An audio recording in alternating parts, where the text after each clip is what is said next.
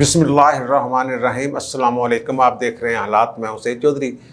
आज फिर मरीम नवाज़ ने तनकीद का निशाना बनाया है जनरल फैज़ हमीद को और खुलकर सामने आ गई हैं और बड़ा बोझ उन्होंने खुद अपने कदमों पर उठा लिया है। पार्टी को उन्होंने कुछ थोड़ा सा रिलीफ दे दिया है, जो उससे अलग कर दिया है। वो क्या मामला है? और फिर आला अदलिया के साबिक जज साहबान पर भी उन्होंने खुलकर बातें की हैं कुछ। और फिर जो फजल रहमान साहब हैं, वो सुना है कि नवाज शरीफ साहब से भी थोड़े से नाराज़ हो गए हैं, नाला हैं। इस पर बात करेंगे, लेकिन इससे पहले उस खबर की तरफ जाएंगे जिसका कई दिनों से इंतज़ार था कि ISI के चीफ जो हैं जनरल फैज़ हमीद, उन्हें कोर कमांडर पेशावर लगाया जा रहा है। ये खबरें चल रही थी बड़े दिनों से। और कराची के कोर कमांडर जो हैं उनको DGIS लगाया जाएगा, इस तरह की खबरें थी।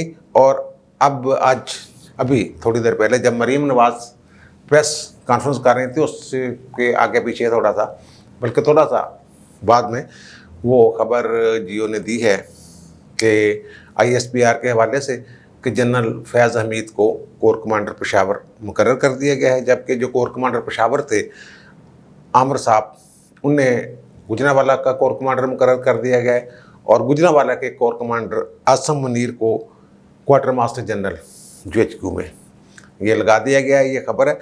क्या ये एक मामूल का कोई तबादला है? इस पर अगर गौर किया जाए तो chief of army staff general Bajwa काफ़ी अरसा से, बल्कि 2-3 माह से इस कोशिश में थे कि DGISI को तब्दील कर दिया जाए, उनको कोर दे दी जाए। कोर देने का फ़ायदा यह भी होता है कि वो क्वालिफाई करने की रवायत है। कहते हैं कानून में तो कहीं नहीं लिखा है, लेकिन एक रवायत है कि 1 साल कोई कोर कमान की हो जिसने, वो आर्मी चीफ के लिए उम्मीदवार बन सकता है। या जितने भी आर्मी चीफ हमारे रहे हैं, उन्होंने कभी ना कभी कम से कम 1 साल कोर जो है कमान ज़रूर की हुई है। तो अब खान साहब जो थे वो समझते जना बड़े काम पड़े हुए हैं, अभी बड़े अहम मामलात हैं। उन दिनों चाइना का भी मसला था, वो जो सिक्योरिटी के मामला थे, फिर अफ़गानिस्तान का इशू था, और फिर अमेरिका के दौरे पर भी जाना था DGIS के तौर पर फैज़ हमीद साहब ने। तो वो लैतुलाल से काम लेते रहे थे, लेकिन पता ये चला कि जनरल फैज़ हमीद साहब ने किसी जगह पर नाराज़गी का इज़हार किया कि इस तरह तो यार मेरा वो मुस्तकबिल जो है वो ख़राब करने पे तुले हुए हैं इमरान खान साहब। शायद लगता ऐसे है कि अगर मेरा वो ना हुआ तो फिर ये हमने चंद दिन पहले खबर दी थी सितंबर के आखिरी दिनों में कि वो राज़ी हो गए हैं खान साहब के 3 नाम भेज दें। और हमने कहा था कि अक्टूबर के शुरू में या 8, 9, 10 इस तरह की बात की थी कि वो तकर्रर हो जाएगा नए ISI चीफ का। और इनको हमने कहा था, हमें नहीं पता कि क्या लगाया जा रहा है, लेकिन अब इनको पेशावर की जो कोर है वो इनके हवाले। बड़ी अहम पोस्टिंग है ये। जो पेशावर की कोर है वो बड़ी अहमियत की हामिल है। जो उन तमाम जितनी भी कोरें हैं, वैसे वो तो तमाम ही जो हैं अहम हैं, लेकिन पेशावर के बारे में कहा जाता है कि वो काफ़ी रिच कोर है। तो और फिर मरीम से पहले फजल रहमान साहब के हवाले से कुछ इतलात आई हैं कि पिछले दिनों जब नवाज शरीफ ने ये बयान दिया था कि मुफाहमत के ज़रिए मसला हल होता है तो 7 बिस्मिल्लाह, वरना मज़ाहमत तो है ही 100 बिस्मिल्लाह, इस तरह की बात थी। तो खान साहब जो फजल रहमान खान साहब हैं, उनका ये ख्याल है, उनके करीबी ज़राए ये कह रहे हैं कि नवाज शरीफ को इस तरह का बयान जो है, मुफाहमत वाला बयान, उनके मुंह से नहीं जचता। ये शोबा शहबाज शरीफ का है, उन तक ही रहने दें। उन्होंने ये बात क्यों की है, वो उनके कुछ तफज़ात हैं। हालांकि उन्होंने वाज़ेह कर दिया था नवाज शरीफ ने, अगर मुफाहमत के ज़रिए मुक़्तदरा जो है, मुफाहमत हो जाती है इस बात पे कि मुक़्तदरा आइन के दायरा में रहेगी और इलेक्शन चोरी नहीं होंगे, वोट को इज़्ज़त मिलेगी, अगले इलेक्शन फेयर होंगे, तो फिर हमें मज़ाहमत की ज़रूरत क्या है। हालांकि मज़ाहमत का एंड भी आखिर पे यही निकलता है ना, कोई मामला तय ही पाना होता है ना किसी न किसी अंदाज में। और फजल रहमान साहब इस पे कह रहे हैं कि जनाब उनकी शायद आजकल में शहबाज शरीफ से मुलाकात हो और वो क़यादत के लिए आएंगे। जो सीढ़ियों से गिरे हैं वो सीढ़ियाँ पता नहीं कौन सी हैं जहाँ से गिरे हैं शहबाज शरीफ साहब। फजल रहमान साहब क़यादत भी करेंगे, फिर वो PDM का इजलास भी आ रहा है चंद दिनों बाद, फिर फैसलाबाद में कोई जलसा भी करने जा रहे हैं। ये सारा कोई डिस्कशन होगी, आइंदा का लाहमल तैयार किया जाएगा। लेकिन फजल रहमान साहब के हवाले से ये बात उनकी पार्टीज़ राय बता रहे हैं कि वो नवाज शरीफ साहब ने जो कहा है उससे वो खुश ज़्यादा नहीं है। अब आते हैं मरीम नवाज़ की तरफ। आज मरीम नवाज़ की जो दरख्वास्त थी जिसमें उन्होंने शौकत अजीज़ सिद्दीकी साबिक़ जस्टिस इस्लामाबाद हाई कोर्ट उनका जिक्र किया है इस्लामाबाद डिवीज़न बेंच के रूबरू, तो दरख्वास्त थी। तो वो जनाब उन्होंने उसमें वही फैज़ हमीद साहब वाली बातें कि मेरे पास आए, और फिर उनका जो बयान अल्फी है सुप्रीम जुडिशल काउंसिल में, जिसमें कहते हैं 2 दफ़ा मेरे पास है और हमारी 2 साल की मेहनत ज़ाया हो जाएगी। ये सारा कुछ वो कहते हैं सियासी इंजीनियरिंग है मेरे ख़िलाफ़, और हमें जानबूझ के मसाया गया, पहले से तय था जिनको। और उन्होंने ये भी बताया कि शौकत अजीज़ सिद्दीकी ने जब शौकत अजीज़ सिद्दीकी ने जब ये पूछा जनरल फैज़ हमीद से कि आपको कैसे पता है कि एहतसाब अदालत से उन्हें सज़ा हो जाएगी, तो उन्होंने कहा जी ये तो सज़ा तो होनी है, हमारी 2 साल की मेहनत ज़ाया। जिस तरह जो भी बातें शातें हैं वो तो आपके इल्म में हैं, सोशल मीडिया भी चलती रही है। वो मरीम नवाज़ ने जब अपनी वो शुरू की है टाक, मीडिया टाक, तो मेरा ख्याल था कि ये शायद पूरी ना दिखाई जाए। वो उन्होंने जब जनरल फैज़ हमीद का नाम लिया तो आवाज़ बंद हो गई। ये मरीम की आवाज़ बंद नहीं हुई, ये बोलती बंद हुई मीडिया की, जो TV चैनल्स थे उनकी आवाज़ होगी बंद। 24 तो निकल गया, थोड़ी देर बाद आ गया शेख रशीद, वो तो वैसे निकल गया। जियो ने चलाई काफ़ी देर तक, और फिर बीच में जनरल फैज़ हमीद का नाम आता रहा। जब जजेस के नाम आते थे तब भी बोलती बंद हो जाती थी बीच में। लेकिन बहरहाल वो अपना जो मुद्दा था, जो वो कहना चाहती थी, जो आवाम तक पहुंचाना चाहती थी, वो पहुंचाने में कामयाब हो गई। उन्होंने गिला भी किया। उनका जी मेरा जो कल वाली दरख्वास्त थी उसको उस तरह हाईलाइट नहीं किया गया, लेकिन उन्होंने साथ ही ये भी कहा कि मुझे मीडिया की मजबूरियों का एहसास है, तो मुझे कोई शिकवा नहीं है। तो अब फिर उन्होंने बात की, बार बार जनरल फैज़ हमीद का नाम लिया। अदालत के बाहर मरीम नवाज़ और अदालत के अंदर उनके वकील अरफान कादर साहब ने इस तासर की नफ़ी की 2 टोक अंदाज में कि ये जो दरख्वास्त है मरीम नवाज़ की, ये फ़ौज के ख़िलाफ़ नहीं है बल्कि एक फ़र्द के ख़िलाफ़ है। ये अंदर जो एतराज़ात थे उनकी दरख्वास्त पे जो दूर कर दिए डिवीज़न बेंच ने, और 13 अक्टूबर को वो समाअत के लिए मुकर्रर कर दी। यानी अब इसकी आइंदा समाअत जो है वो 13 अक्टूबर को होगी। और वहाँ नैब की एक दरख्वास्त का जिक्र भी किया गया कि जनाब मुसलसल रोज़ाना की बुनियाद पर इसकी समाअत की जाए। अदालत ने पूछा, अरफान कादर साहब, तो अरफान कादर साहब ने कहा इसका फ़लाँ पैरा पढ़ लें, वो आपका आसान निकल जाएगा। तो शायद नैब की अपनी ही दरख्वास्त में लिखा हुआ है कि नैब की अपील जो है वो विद कास्ट खारिज की जाए, यानी हरजाना भी डाला जाए। इस तरह के हो सकता है वो क्लैरिकल मिस्टेक हो, जो भी हो। बहरहाल अरफान कादर साहब के हाथ एक आगी कड़ी है, वो कुंडी, तो उन्होंने वो डाल दी। तो ये वो कह रहे हैं कि फ़ौज के ख़िलाफ़ नहीं है, एक शख्स के ख़िलाफ़ है। मरीम ने भी ये कहा है, बाहर जो तकरीर की है, उन्होंने कहा कि ये तो फैज़ हमीद साहब ने जो किया है ये उनके ख़िलाफ़ है, हमारी दरख्वास्त, ये फ़ौज के ख़िलाफ़ नहीं है। फ़ौज की तो मैं बहुत इज़्ज़त करती हूँ, फ़ौज से बड़ा प्यार है, जैसे माजी में बातें करती रही हैं वो की उन्होंने बातें। और उन्होंने कहा कि ये कोई इनके इस इक़दाम से, जनरल फैज़ हमीद के इस इक़दाम से कोई अदारे का वक़ार बुलंद नहीं हुआ। हल्फ की बात भी उन्होंने दरख्वास्त में की है कि हल्फ की खिलाफ वर्जी की या ये है या वो है। अगर हल्फ की खिलाफ वर्जी और आइन को सबोताज करने की कोशिश है फिर तो बात बहुत आगे चले जाती है।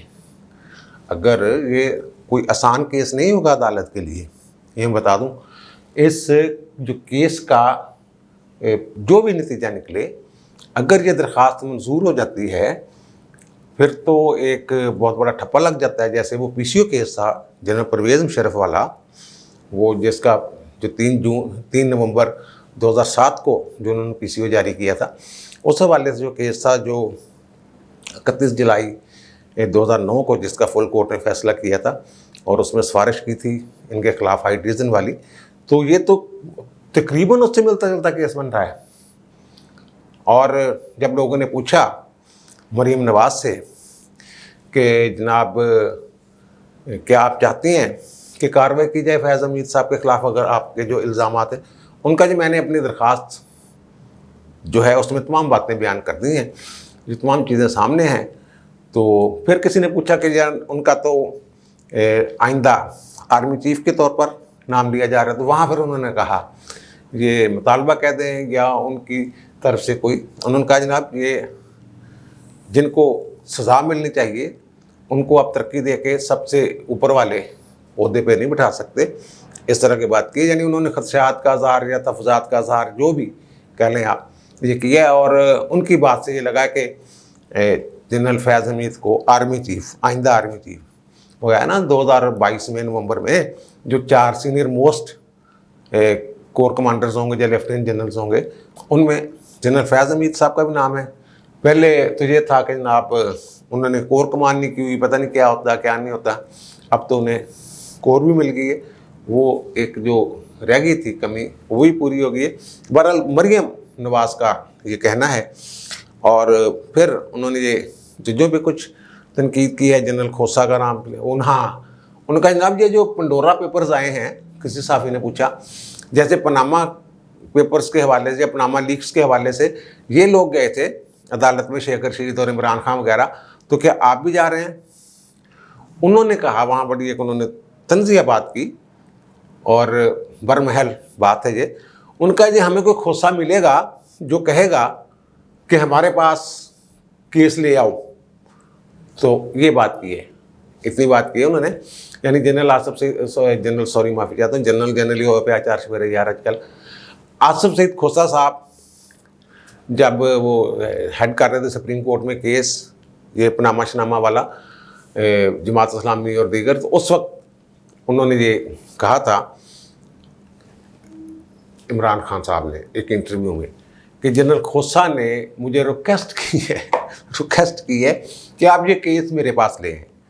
और फिर खोसा साहब ने जो किया है इनके साथ कि वो कैसे अकामा पे निकाला, नहल किया, और फिर उसके बाद JIT और फिर 3 रेफरेंस वगैरह वगैरह जो भी मामला, तो वो उन्होंने उसकी तरफ तंज़िया अंदाज में ये बात की। और उन साकम सार के हवाले से कहा जो चीफ जस्टिस थे कि वो ऐसे लगता है जैसे ज़ाती कोई मामला है उनका, और अब इस पर भी आवाज़ TV चैनल्स की बंद हो गई थी।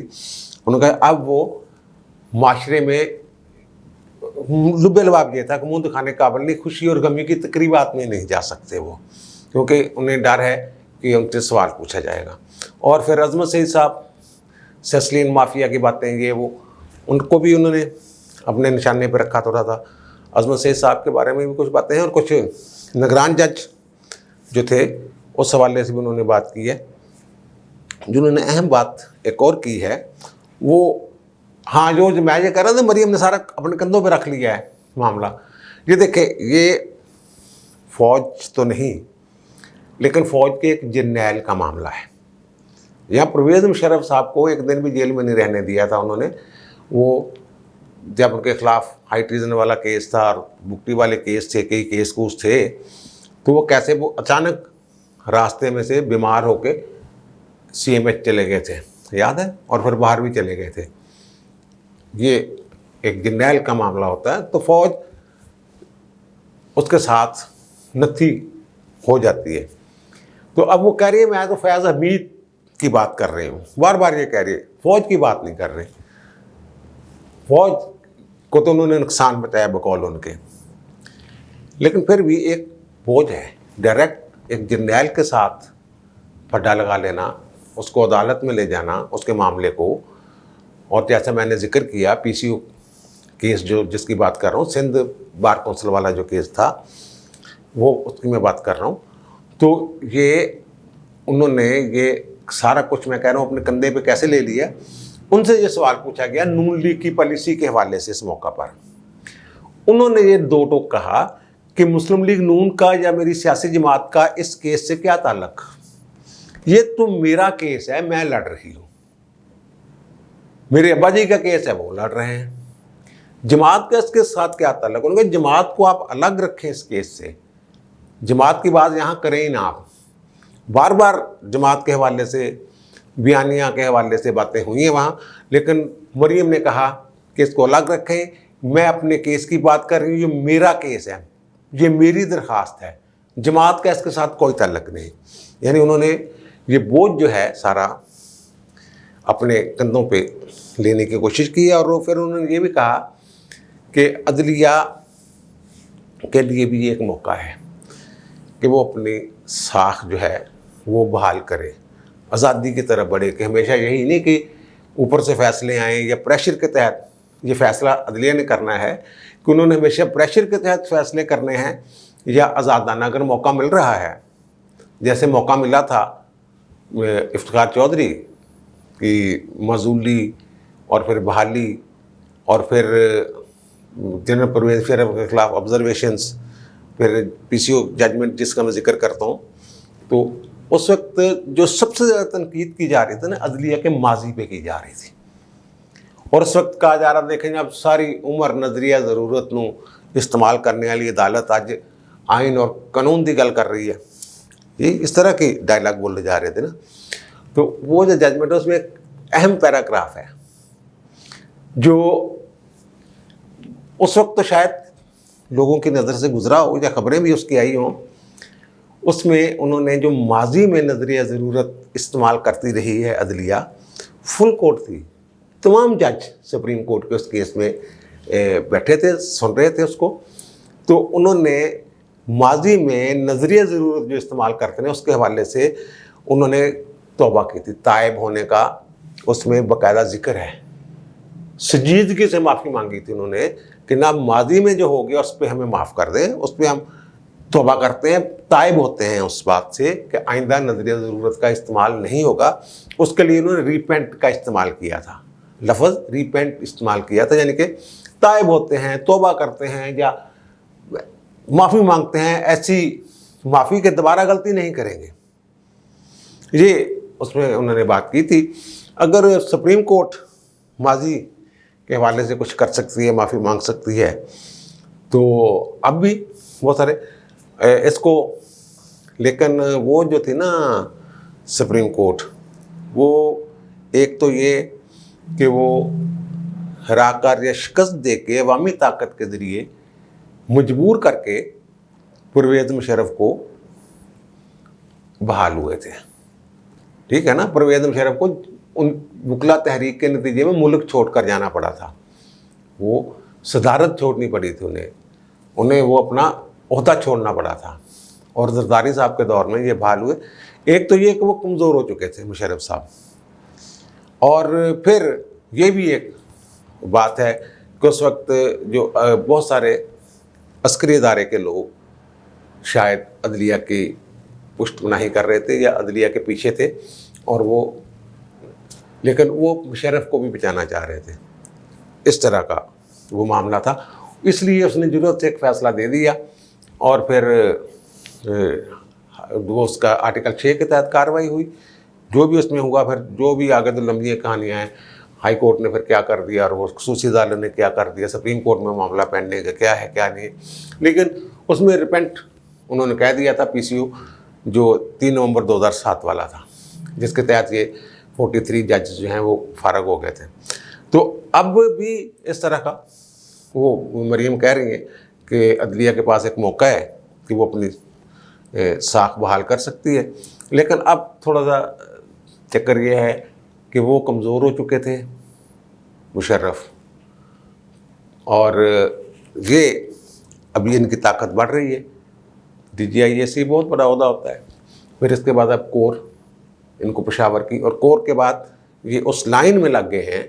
अगर बाजवा साहब अपना टेन्योर पूरा करते हैं नवंबर 2022 तक, तो फिर 4 सीनियर मोस्ट जो जज होंगे, 4 सीनियर मोस्ट जो जर्नैल होंगे, उनमें चौथा नंबर इनका होगा। और अगर इनका इमरान खान का दौर होगा तो इमरान खान के तो ये बड़े पसंदीदा जर्नैल हैं, इसलिए इनकी ताकत जो है, ठीक है बातें शुरू हो गई हैं, मैं भी बात कर रहा हूँ, मरियम ने तो खैर करनी है, कुछ और लोग भी कर रहे हैं, कुछ चैनल्स ढके छुपे अंदाज में बात कर रहे हैं, इशारतन कर रहे हैं, इस्तारे इस्तेमाल किए जा रहे हैं। तो इस्तारे इस्तेमाल होने ज़्यादा खतरनाक होता काम, ना उनको पकड़ा जा सकता है, लोग समझ भी रहे होते लेकिन पकड़ा भी नहीं जा रहा होता बंदा। तो बहरहाल अब देखते हैं आगे क्या होता है क्या नहीं होता। उन्हें कौन मिल गई है, मरियम बेचारी वहाँ जिस वक्त पीक रही थी उसी वक्त ये इतला आ गई थी कि जनाब, वो कह रही थी जनाब कि मैंने अपनी पिटीशन में सारा कुछ बता दिया है, तो कार्रवाई होनी चाहिए, इस तरह की बात कि उनकी प्रमोशन नहीं होनी चाहिए। तो ये प्रमोशन तो नहीं, खैर बराबर का रैंक है, लेकिन ये है कि वो क्वालिफिकेशन वाली एक शर्त जो है वो पूरी होने जा रही है। अब दीजिए मुझे इजाज़त, इंशाल्लाह दोबारा मुलाकात होगी नए व्लॉग के साथ। अल्लाह हाफ़िज़।